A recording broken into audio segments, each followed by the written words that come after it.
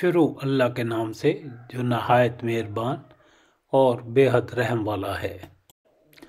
پہلی آیت کے لفظ لاہب کو اس سورہ کا نام قرار دیا گیا۔ قرآن مجید میں بس یہی ایک مقام ہے جہاں کسی کا نام لے کر اس کی مذمت کی گئی ہے۔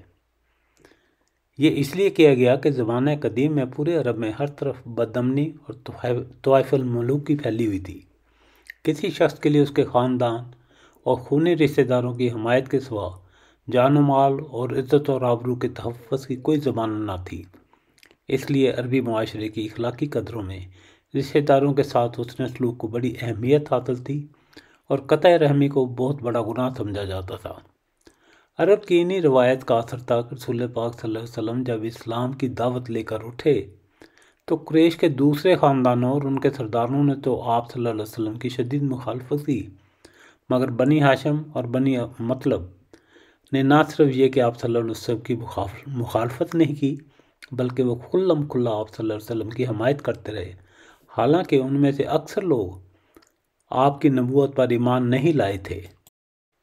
اس اخلاقی اصول کو صرف ابو لہب نے اسلام کی دشمنی میں توڑ ڈالا۔ یہ آپ صلی اللہ علیہ وسلم کا سگا چچا تھا۔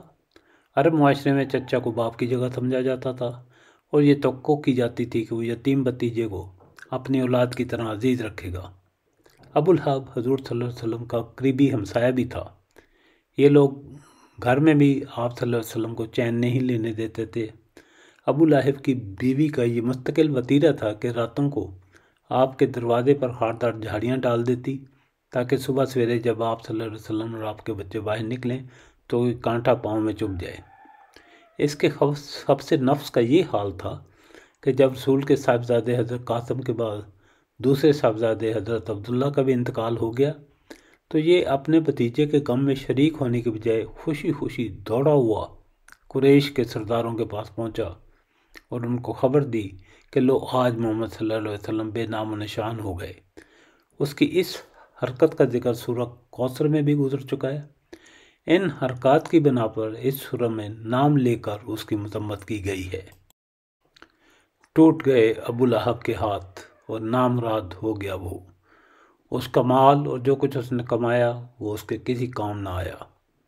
ضرور وہ شعلہ دن آگ میں ڈالا جائے گا اور اس کے ساتھ اس کی بیوی بھی، لگائی بجھائی کرنے والی، اس کی گردن میں مونج کی رسی ہوگی۔ اللہ کے فضل کرم سے سورہ لہب کا ترجمہ اور ریکارڈنگ مکمل ہو گئی۔ شکر الحمدللہ رب العالمین۔